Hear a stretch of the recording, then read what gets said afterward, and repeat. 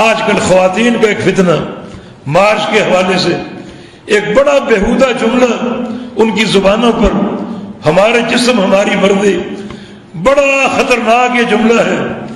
اس جملے میں دو چیزوں کا چناؤ بہت ہی خطرناک، ایک جسم کے لفظ کا چناؤ، جسم فروشی کا معنی سب سے پہلے ذہن میں آتا ہے، اور پھر ہماری مرضی کا معنی یہ ہوا کہ وہ خالق کائنات کے امر سے اور اس کی تقدیر کے فیصلوں سے اپنے آپ کو باہر اور خارج اور مستثنا قرار دیتی ہیں۔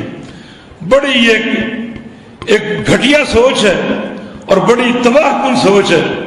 ایک مسلم خاتون اس سوچ کا تصور نہیں کر سکتی۔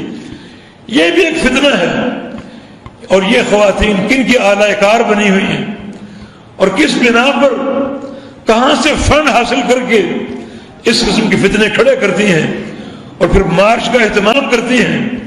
کیا ان کے اہداف ہے، کیا ان کے مقاصد ہیں، اور کن لوگوں کے ہاتھوں کھیل رہی ہیں۔ بہت بڑا فتنہ ہے جس کی تباہ کاری پھیل سکتی ہے اور تباہی کا سبب بن سکتی ہے۔ اللہ کے عذاب کو دعوت دینے والا فتنہ ایک مسلم عورت کا یہ کردار ہو ہی نہیں سکتا۔ اس کا پورا جسم اللہ تعالیٰ کے امر اور اس کے حکم کے تابع ہوتا ہے۔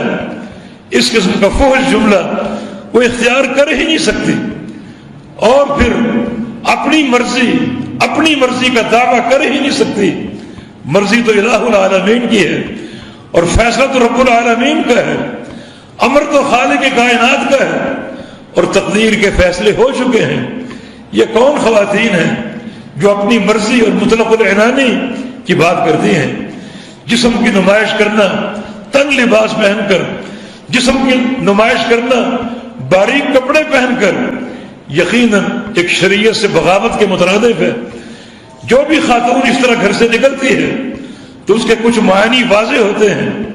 اگر وہ کسی باپ کی بیٹی ہے اور وہ بیٹی یوں ایک برہنگی کے ساتھ گھر سے باہر نکلتی ہے تو اس کا پہلا معنی یہ ہے کہ اس کا باپ بے غیرت ہے۔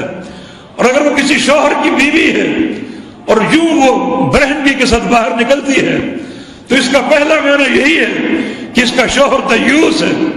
اور اگر اس کا کوئی بھائی موجود ہے تو اس کا پہلا معنی یہی ہے کہ اس کا بھائی بھی غیرت اور شرم کے مادے سے محروم ہے۔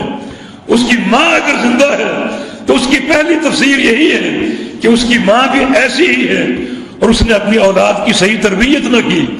اور یہ سارے لوگ کل اللہ کی عدالت کے کٹہرے میں کھڑے ہوں گے، تو بجائے اس کے کہ ان کی حوصلہ افزائی کی جائے، حوصلہ شکنی کی جائے،